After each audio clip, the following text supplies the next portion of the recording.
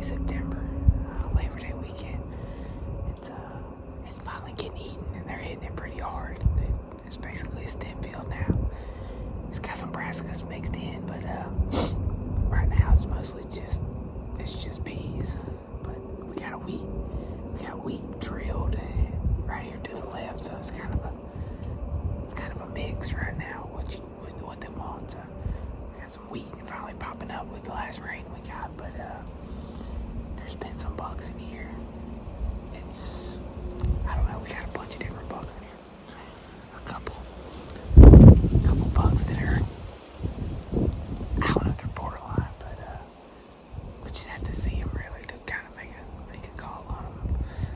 But it's like 57 degrees, and it's the first time I think it's ever been 50 degrees in October in the afternoon. I mean, I'm bundled up in my big jacket today. The wind's blowing about 15 miles an hour.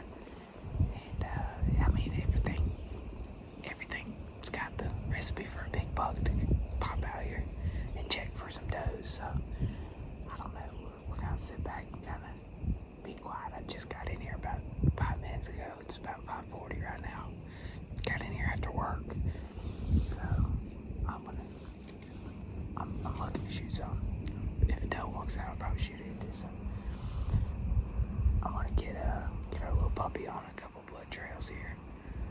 Just to feel him out, get him used to it. He went on one with Mitch, but wasn't a real good blood trail. So I'm looking. This is muzzleloader season. I've got the muzzleloader in hand.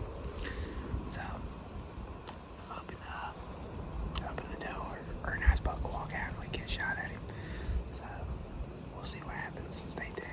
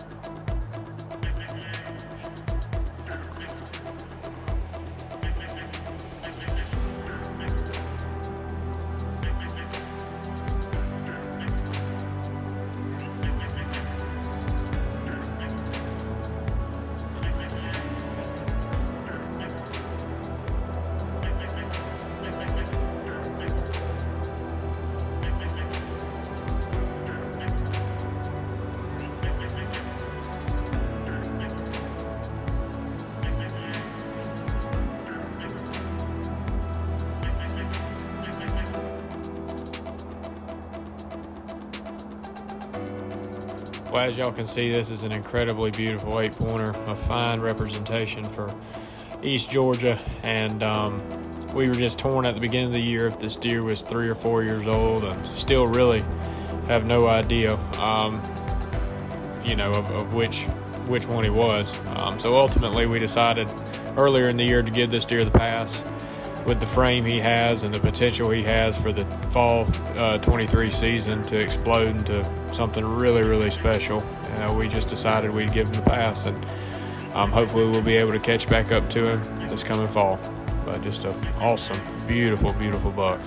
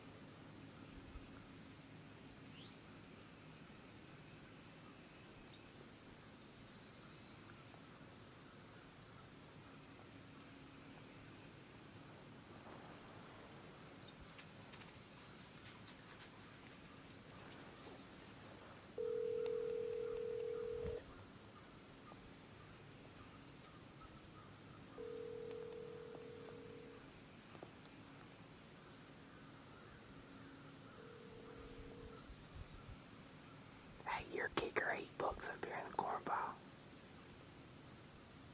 He just chased the doe up here. I don't know, you want me to shoot him? Do you want you let me know? Alright, he's coming back. Alright, hold up, he's chasing this doe around. Hold up. Yeah, the big 8-pointer that you saw down there. This bit is the buckshot stand. Do what? It's up to you though. He's standing in the corn pile. Alright, I'll wait. Alright.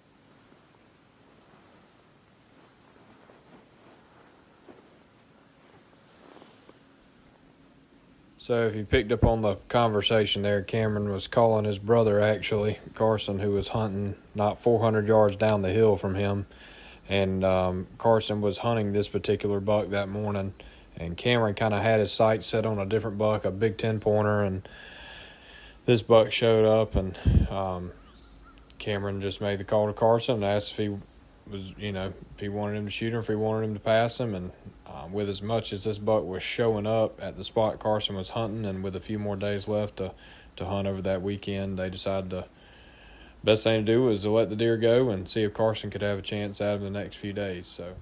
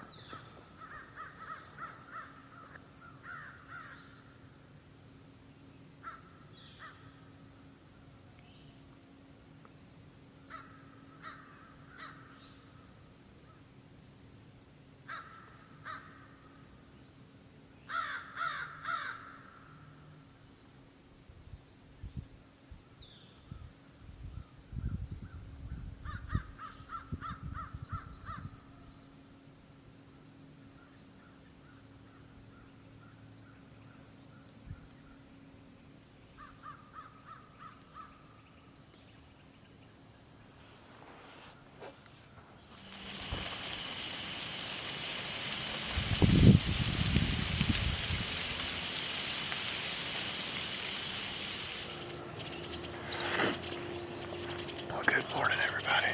It's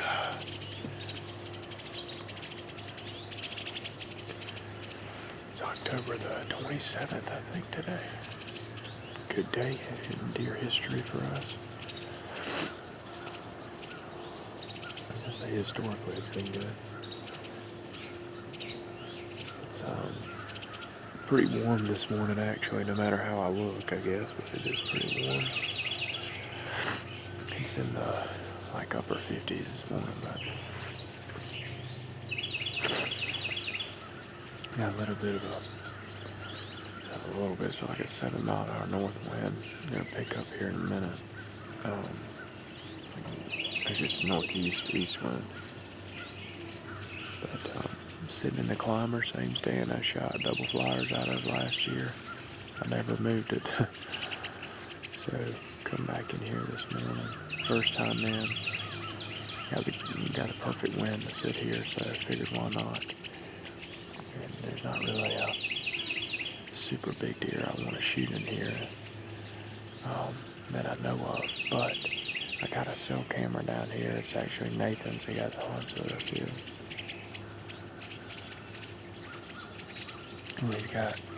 There's several new bucks on this camera that I haven't got pictures of anywhere else. Nothing big, but that makes me think that there could be some bigger deer just cruising around these fringes and not really coming up to these fields where I got big cameras, or the roads or whatever. This is an awesome spot. Got tons of bedding out in front of us here. This clear cut's about 4 years old, and it stays pretty wet, which means a lot of the trees didn't grow, but there's a lot of pockets of trees, and then there's pockets of big dog fennel. I don't know, some type of wetland bush out there. I don't know what that is, but it's beautiful though. The birds are singing. Should see some deer this morning, I'm sure. I just hope we see the right one, I guess, is my thing. We're gonna keep our eyes skint back here because they will get away from you out here, no doubt.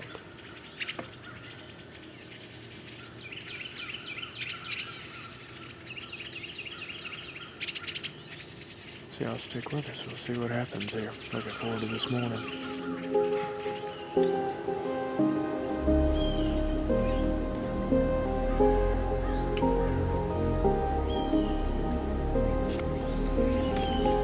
We're gonna see a shooter in a minute here. There's way too big bucks in here. Way too many bucks.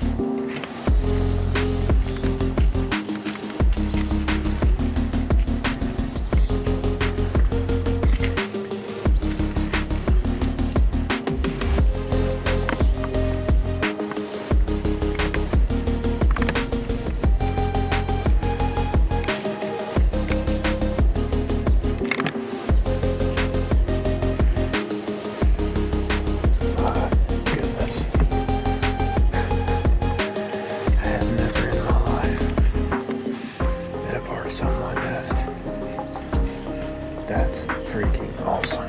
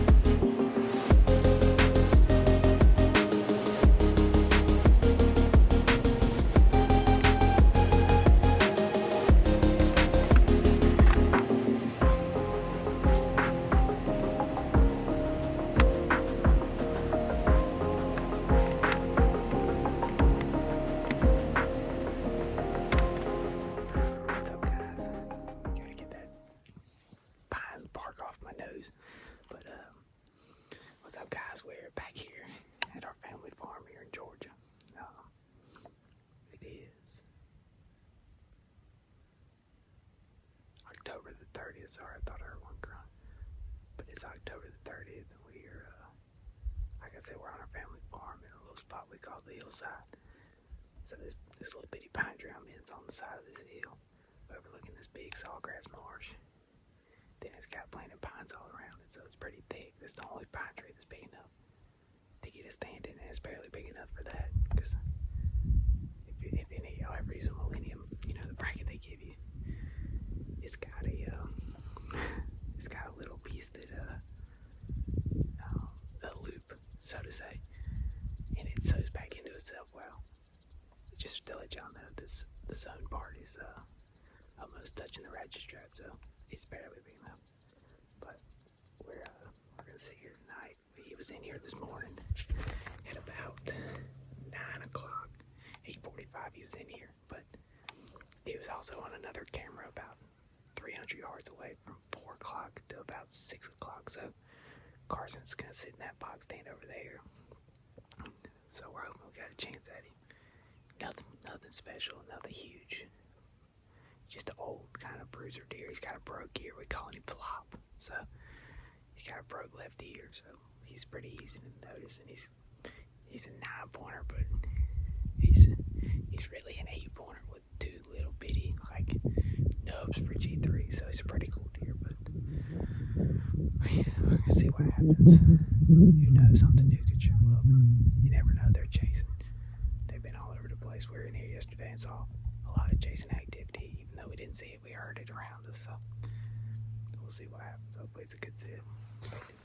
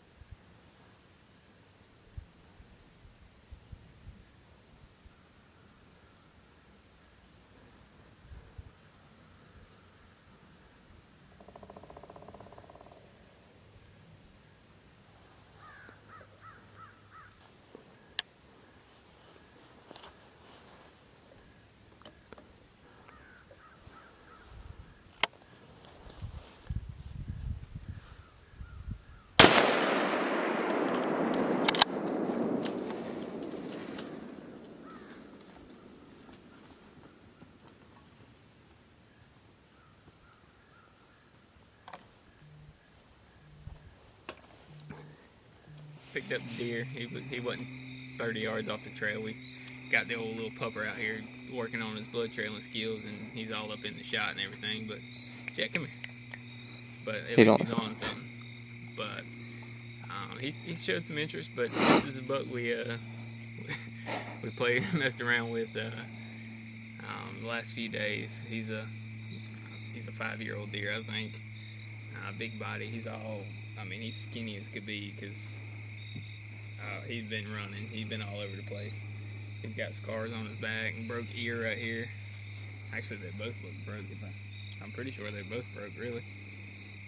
That one's broke for sure, but he got broke ear. And he's a cool buck.